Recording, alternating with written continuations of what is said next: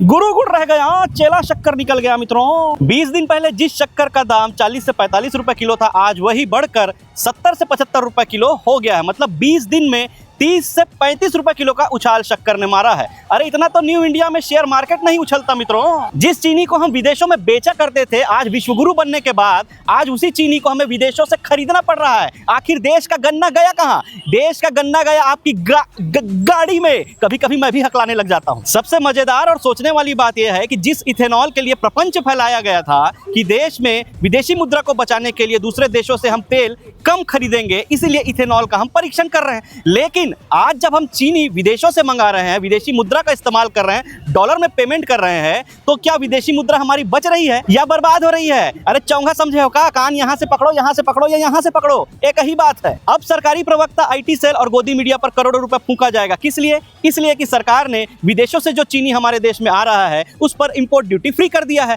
अब ये लोग कुत्ते की तरह भोग भोग कर बोलेंगे कि चीनी होगी सस्ती, चीनी जल्द से जल्द सस्ती होगी। कितनी सस्ती होगी भाई, जरा हमको बताओ। पहले भी आपने बहनों को रक्षाबंधन का तोहफा बोलकर 200 रुपए कम किया एलपीजी और पूरे पेट्रोल पंप में उसकी पोस्टर लगा दी। लेकिन हुआ क्या? हकीकत क्या है? आज भी एलपीजी लगभग उसी दाम तक पहुंच चुकी है। उसके बाद युद्ध का वजह बताकर आपने पेट्रोल डीजल के दाम को 9 से 10 रुपए तक बढ़ाया। आज नतीजा क्या हुआ? युद्ध खत्म और क्रूड ऑयल ऐतिहासिक गिरावट में है। उसके बाद ही पेट्रोल डीजल के दाम मुश्किल से 3 से 5 रुपए आपने कम किए, बाकी बढ़ा हुआ तो है ही। अब आपका प्रचार तंत्र चिल्ला चिल्ला कर बोलेगा कि कम होंगे बहुत जल्द चीनी के दाम, बहुत जल्द चीनी के दाम कम होंगे। कितना कम करोगे सर? अभी 75 रुपए दाम है, आप इसे 80, 85, 90, 100 तक लेके जाओगे, फिर 5 रुपए, 10 रुपए, 15 रुपए कम करोगे और उसके बाद हमें आपको धन्यवाद भी देना है, पेट्रोल पंप में पोस्टर भी टांगना है कि आपने हमें महंगी चीनी से आजादी दिलाते हुए 15 रुपए दाम कम कर दिए। ये सब करना आपको जरूरी है क्या सर? आपने देश को महंगाई में जीना और मरना सिखा दिया है। आप अपना काम कीजिए। आप 8 बजे टेलीविजन पर आइए और कहिए कम चीनी खाना भी तो देशभक्ति है मित्रों, और चीनी तो सिर्फ एक झांकी है,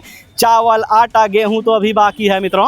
अब ये चाय आपको महंगी पड़ेगी या ये चाय वाला महंगा पड़ रहा है? कमेंट करके हमें जरूर बताएं। और अगर आप नए हैं तो हमें फॉलो और सब्सक्राइब करके ही महंगी चीनी खरीदने जाए। बहुत हुई महंगाई की मार, अब की बार फलाने की सरकार मित्रों।